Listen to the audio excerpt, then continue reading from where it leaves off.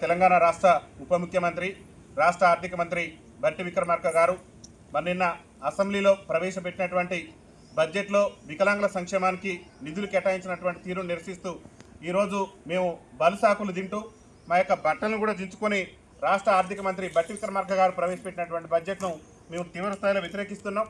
రాష్ట్ర ఆర్థిక శాఖ మంత్రిగా బట్టి విక్రమార్క గారు ఎన్నికల సమయంలో వికలాంగుల సమాజానికి ఇచ్చినటువంటి హామీలు ఏదైతే 6,000 పింఛన్ కానివ్వండి, అదేవిధంగా ఆర్టీసీలో ఉచిత ప్రయాణ హామీ కానివ్వండి, అదేవిధంగా రాష్ట్రంలో వికలాంగుల అట్రాసిటీ చట్టం అమలు కానివ్వండి, వికలాంగుల బ్యాక్లాగ్ ఉద్యోగాలు కానివ్వండి, వికలాంగుల సంక్షేమ శాఖ ప్రత్యేక శాఖ కానివ్వండి, అనేకమైనటువంటి హామీలు మీరు అభయాస్త్రం ఎన్నికల మేనిఫెస్టోలో పెట్టినటువంటి ఈ రాష్ట్ర ఉప ముఖ్యమంత్రి బట్టి విక్రమార్క గారు ఇవాళ బడ్జెట్లో మాకు నిధులు కేటాయించినటువంటి తీరును నిరసిస్తూ ఇవాళ బలుసాకును తింటూ రాష్ట్ర ప్రభుత్వానికి మా యొక్క నిరసనను వ్యక్తం చేస్తున్నాం. బట్టలు దింపుకొని బలుసాకులు తినే పరిస్థితి ఈ రాష్ట్రంలో దాపరించింది.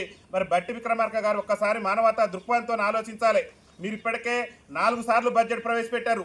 4 సార్ల బడ్జెట్లో కూడా మాకు ఇస్తానన్నటువంటి అధికారంలోకి వస్తే అదే నెల నుంచి 6,000 రూపాయలు ఇస్తానన్నటువంటి మీ రాష్ట్ర ముఖ్యమంత్రి ఎడిపోయింది. వాళ్ళు బట్టలు దించుకునేటటువంటి పరిస్థితి ఈ రాష్ట్రంలో దాపరించిందంటే ఇంతకంటే ఇంకేమున్నది చెప్పండి? ఇంతకంటే దౌర్భాగ్యం ఇంకేమున్నది? మీ పరిపాలనలో బట్టలు దింపుకునేటటువంటి దౌర్భాగ్యం వచ్చింది. బడ్జెట్లో మాకు నిధులు కేటాయించకుండా మా సంక్షేమం పట్ల మా పట్ల మీ ప్రభుత్వం ప్రదర్శిస్తున్నటువంటి వివక్ష ఆ రకంగా ఉన్నది.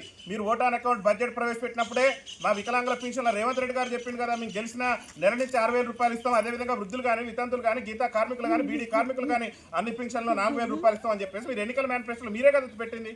మీరు ఎన్నికల మేనిఫెస్టోలో పెట్టిన ప్రాతిపదికన ప్రకారం ఓటాన్ అకౌంట్ బడ్జెట్లోనే మీరు 6,000 రూపాయల పింఛను, వృద్ధుల పింఛను 4,000 ఇస్తారని ఆకాంక్షించడం ఆ రోజు ఇవ్వలేదు. మీరు ప్రవేశపెట్టినటువంటి ఏదైతే ఇప్పుడు 4 బడ్జెట్లు మీరు ఓటాన్ అకౌంట్తో బడ్జెట్తో మొదలు పెడితే 4 బడ్జెట్లలో కూడా మా పట్ల వివక్ష ప్రదర్శించి మా సంక్షేమానికి నిధులు కేటాయించినటువంటి తీరు నిరసిస్తూ బట్టి విక్రమార్క గారు నిన్న ప్రవేశపెట్టినటువంటి బడ్జెట్ను మేము పూర్తి స్థాయిలో తప్పుపడుతూ ఈ యొక్క బట్టలు దింపుకొని రాష్ట్ర ప్రభుత్వానికి మా యొక్క నిరసన వ్యక్తం చేస్తున్నాం. ఇవాళ బలుసాకు తింటున్నాం. ఎందుకంటే రాష్ట్ర ప్రభుత్వం ఇచ్చేటటువంటి పింఛన్లు చాలన పింఛన్లతోని ఒక పక్క రాష్ట్రంలో వికలాంగుల బ్యాక్లాగ్ ఉద్యోగాల భర్తీలో పీజీలు పిహెచ్డీలు చేసి ఇవాళ రోడ్ల మీద తిరిగేటటువంటి పరిస్థితి దాపరించింది. రేవంత్ రెడ్డి గారు గొప్పలు చెప్తున్నారు కదా మీరు ముఖ్యమంత్రిగా, మేము ఉద్యోగాలు భర్తీ చేస్తున్నాం, లక్షల ఉద్యోగాలు వచ్చినామని చెప్పేసి నిన్న బట్టి విక్రమార్క గారి ప్రసంగంలో బడ్జెట్ ప్రసంగంలో వికలాంగుల బ్యాక్లాగ్ ఉద్యోగాల భర్తీకి సంబంధించి ఎందుకు ప్రకటన లేదని మేము అడుగుతున్నాం. ఈ రాష్ట్రంలో వికలాంగుల పెన్షన్ పెంపుకు సంబంధించి నిన్న బడ్జెట్లో ఎందుకు నిధులు కేటాయించలేదని మేము అడుగుతున్నాం. ఈ నిరసన ఎందుకు చేస్తున్నాం? రాష్ట్రంలో పచ్చిగడ్డి తిట్టుకుని నిరసన తెలిపినాం, ఇలా బలసాకులు తింటున్నాం, బట్టలు తిప్పుకునేటటువంటి పరిస్థితి నీ యొక్క ప్రజాపాలన ప్రభుత్వంలో వచ్చింది. నువ్వు సిగ్గుతో తలదించుకోవాల్సినటువంటి అవసరం ఉంది రాష్ట్ర ముఖ్యమంత్రి గారు, రాష్ట్ర ఆర్థిక మంత్రి గారు. ఇంతకంటే దారుణం ఏమున్నది? అరే మా సంక్షేమాన్ని పాటుపడుతుంటే మేము మిమ్మల్ని నమ్మి ఓట్లేసి మిమ్మల్ని గెలిపిస్తే ఇవాళ మా సంక్షేమాన్ని పూర్తి స్థాయిలో మీరు నిరాకరించడం అంటే ఇంతకంటే దౌర్భాగ్యం ఇంకేమున్నదని చెప్పేసి నేను బట్టి విక్రమార్క గారిని ప్రశ్నిస్తున్నాం. వెంటనే రాష్ట్ర ప్రభుత్వం బడ్జెట్ను సవరించాలి. మీరు ఏదైతే అసెంబ్లీ ఎన్నికల మేనిఫెస్టోలో అభయాస్త్రం ఎన్నికల మేనిఫెస్టోలో వికలాంగుల సమాజానికి ఇచ్చినటువంటి హామీలు 6,000 పింఛన్ కానివ్వండి, ఆర్టీసీలో ఉచిత ప్రయాణం కానివ్వండి, బ్యాక్లాగ్ ఉద్యోగాల భర్తీ కానివ్వండి, వికలాంగుల సంక్షేమ శాఖ ప్రత్యేక శాఖ కానివ్వండి, వికలాంగుల అట్రాసిటీ చట్టం అమలు కానివ్వండి, ముఖ్యంగా ఏదైతే మీరు చెప్పారు పార్లమెంట్ ఎన్నికల సమయంలో చెప్పారు తెలంగాణ స్థానిక సంస్థల ఎన్నికల్లో వికలాంగుల రిజర్వేషన్ కల్పిస్తామని, మాకు రిజర్వేషన్ ఇవ్వకుండానే మీరు ఎన్నికలకు పోయారు, గ్రామ పంచాయతీ ఎన్నికలకు పోయారు. అంటే మా పట్ల ఎందుకు ఇంత వివక్ష ప్రదర్శిస్తారు?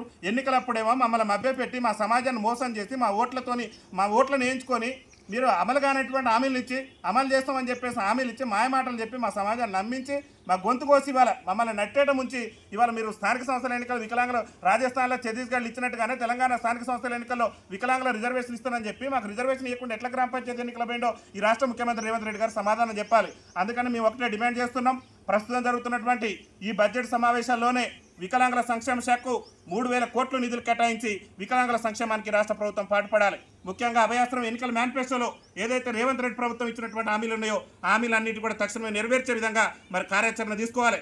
బడ్జెట్ మంత్రి బట్టి విక్రమార్క గారికి ఒకటే చెప్తున్నాం, మీరు మధుర మాజీ ఎమ్మెల్యే కావాలనుకుంటున్నారు, మళ్ళీ ప్రజాప్రతినిధి కావాలనుకుంటున్నారో మిమ్మల్ని మీరే ఆత్మవిమర్శ చేసుకోవాలి. ఎంత దౌర్భాగ్యం అండి! 4 సార్లు బడ్జెట్ ప్రవేశపెడితే నువ్వు ఒక్కసారి కూడా మా సంక్షేమాన్ని నిధులు కేటాయించలేదు. ఇవాళ నువ్వు ప్రవేశపెట్టినటువంటి బడ్జెట్ని ఇవాళ దగ్ధం చేస్తున్నావు. ఇంతకంటే ఏం కావాలి నీకు? ఇంకా నువ్వు ఏం సాధించినావు తెలంగాణ రాష్ట్రంలో? అరే మీరు ప్రజాపాలన గొప్పలు చెప్పుకుంటున్నారు కదా బట్టి విక్రమార్క గారు. నీ ప్రజాపాలనలో బడ్జెట్లో నిధులు చాలకి బట్టలు తీసుకొని నిరసన వ్యక్తం చేస్తున్నావు. ఇంతకంటే దౌర్భాగ్యం ఏముంది?